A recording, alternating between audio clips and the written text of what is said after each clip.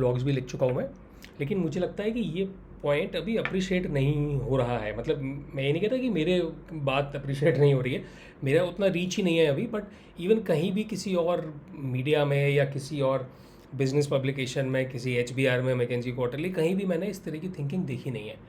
Point ये है कि स्टार्टअप्स के साथ बेसिक प्रॉब्लम क्या है, और ये एक्चुअली मैं 6-7 साल से ही बोल रहा हूँ। अभी तो स्टार्टअप्स में स्टॉक्स वगैरह इतने नीचे आ गए, 70-80% डिक्लाइन हो गए, फंडिंग का कॉन्स्टेंट आ गया, तो ये तो सारी चैलेंजेस अभी निकल के आ रहे हैं। बट मैं ये पिछले 6 साल से ये बात बोल रहा हूँ कि बेसिक प्रॉब्लम क्या है कि स्टार्टअप्स बिजनेस मॉडल की वेव या बिजनेस मॉडल डिसरप्शन के ऊपर खेल रहे हैं, या अब तक खेल रहे थे।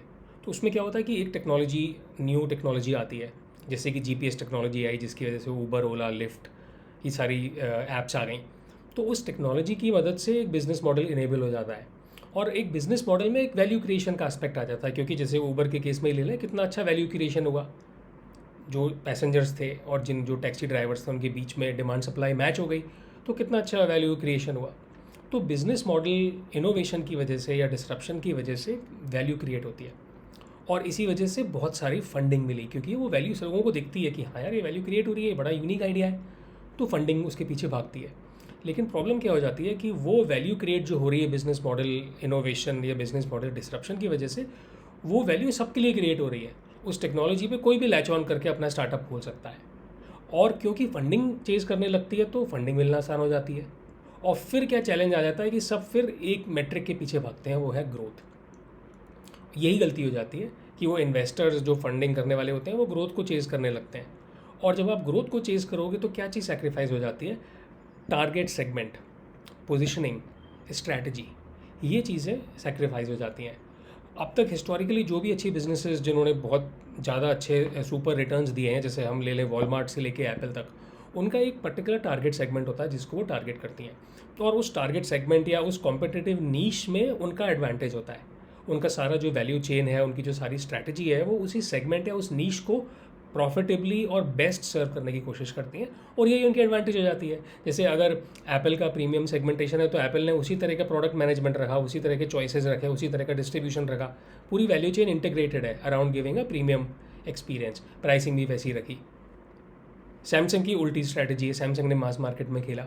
वॉलमार्ट की अलग स्ट्रैटेजी थी। तो मैं पूरा दोबारा से मैं पहले ही बता चुका ये बातें, बट मोटी पॉइंट ये है कि हम क्योंकि अब ग्रोथ के पीछे भाग रहे हैं, तो जो ग्रोथ के पीछे भागेगा इन्वेस्टर, और जिसको इन्वेस्टर्स को स्ट्रैटेजी का आइडिया नहीं होता है इतना, तो वो एक्चुअली स्ट्रैटेजी का आइडिया बहुत ही कम लोगों को होता है। माइकल पोर्टर वगैरह, मतलब कुछ है स्टड, और स्टीव जॉब जैसे लोग जो इंट्यूटिवली समझते हैं स्ट्रैटेजी क्या होती है। तो आप जब ग्रोथ के पीछे भागोगे तो आप एक टारगेट सेगमेंट पे फोकस्ड ही नहीं रहोगे। इसका क्लासिक एग्जांपल है नेटफ्लिक्स। नेटफ्लिक्स की एक यूनिक पोजीशनिंग है, क्योंकि वो कंटेंट पे फोकस करते हैं और वो महंगे आते हैं, और उनका कंटेंट मुझे बेस्ट लगता है, चाहे कोई से भी प्लेटफॉर्म्स ले लो, एटलीस्ट इंडिया में तो वो बेस्ट है। लेकिन वो भी ग्रोथ के पीछे भाग रहे हैं, सब्सक्राइबर बढ़ाने के चक्कर में भाग रहे हैं, जबकि ऑब्जेक्टिव ग्रोथ नहीं होता है। ऑब्जेक्टिव वॉल्यूम्स या नंबर ऑफ सब्सक्राइबर्स नहीं होना चाहिए। ऑब्जेक्टिव होना चाहिए कि आपको कॉम्पिटिटिव सस्टेनेबिलिटी है कि नहीं है, आपके नीश में आप कॉम्पिटिटिवली सस्टेन कर पा रहे हो कि नहीं, ये होना चाहिए ऑब्जेक्टिव। और नेचर में भी तो ऐसा ही है। नेचर में ऐसा नहीं है कि सिर्फ हाथी या डायनासोर ही जिंदा है, नेचर में एक छोटा सा चूहा भी जिंदा है, क्योंकि उसने अपना नीश ढूंढ लिया है। तो स्ट्रैटेजी एक्चुअली, ये मेरा आइडिया नहीं है, ब्रूस हेंडरसन BCG का फाउंडर था, उसने स्ट्रैटेजी का आइडिया निकाला था बायोलॉजी को या इकोलॉजी को पढ़ के।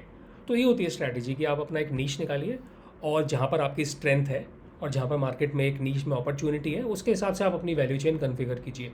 तो प्रॉब्लम यही है स्टार्टअप्स में कि स्टार्टअप्स को स्ट्रैटेजी का आइडिया नहीं है। क्यों नहीं है? क्योंकि स्टार्टअप को ड्राइव करने वाले दो लोग हैं, एक है टेक्नोलॉजिस्ट जिसको टेक का आइडिया है, एक है इन्वेस्टर जिसको कि वेंचर कैपिटल और फंडिंग का आइडिया है। स्ट्रैटेजी का आइडिया अनफॉर्चुनेटली किसी को नहीं है। लेकिन वेव क्यों चल रही है? क्योंकि टेक्नोलॉजी की वजह से लोगों को दिख रहा है इनोवेशन, कि कितना वैल्यू जनरेट हुई है। वैल्यू जनरेट बहुत हो रही है, लेकिन वैल्यू कैप्चर नहीं हो रही है बिजनेसेस के लिए। ज़्यादातर वैल्यू कंज्यूमर्स के पास चली जा रही है। बिजनेसेस वैल्यू तभी कैप्चर कर पाएंगे जब वो स्ट्रैटेजी बनाएंगे। यही पॉइंट है। Thank you.